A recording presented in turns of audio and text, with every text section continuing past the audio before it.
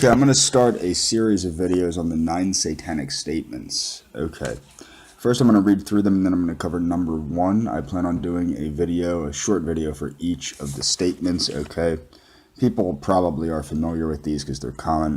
Number 1, Satan represents indulgence instead of abstinence. Number 2, Satan represents vital existence instead of spiritual pipe dreams. Number 3, Satan represents undefiled wisdom instead of hypocritical self-deceit. Number 4, Satan represents kindness to those who deserve it instead of love wasted on ingrates. Number 5, Satan represents vengeance instead of turning the other cheek. Number 6, Satan represents responsibility to the responsible instead of concern for psychic vampires. Number 7, Satan represents man as just another animal, sometimes better, more often worse than those that walk on all fours, who, because of his divine, spiritual, and intellectual development, has become the most vicious animal of all. Number 8, Satan represents all of the so-called sins as they all lead to physical, mental, and emotional gratification. Number 9, Satan has been the best friend of the church because he has kept it in business for all these years. Okay. The first one is easy to explain. Satan represents indulgence instead of abstinence. Now, you have to understand, the philosopher Ayn Rand, who created the philosophy of objectivism, played a very important role in Anton LaVey, the founder of Satanism's outlook. Now, if you're familiar with objectivism, there is a huge difference between selfishness and self-destructive selfishness. Just as in Satanism, if you read the Satanic Bible, there is a huge difference between indulgence and compulsion.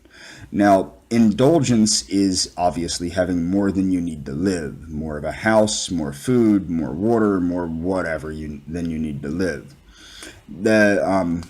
This is not a bad thing. You have to remember, to indulge is something that drives you forward. If you remember from the first video, I explained God in Satanism is nature, as Anton LaVey talks about in the part of the book God Wanted Dead or Alive. First paragraph, read it, and watch my video. But you have to remember Satan, you have to take it out of the Judeo-Christian concept. Satan is not God. Satan is that which dwells inside each of us.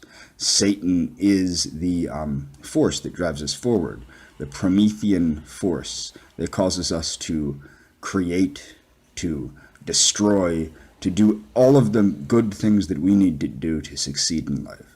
It's what causes us to defend ourselves. It's the will to power. If you're familiar with Nietzsche, it's the will to power, the procreative urge, if you will. It's what causes men and women to move forward. Okay, so remember, indulgence in the Church of Satan's ideas of Satanism, or the Satanic Church, which is Carla LaVey's organization, is not a bad thing. Indulgence is quite a good thing. But seriously, read the Satanic Bible. There's 8 more of these to come. Bye.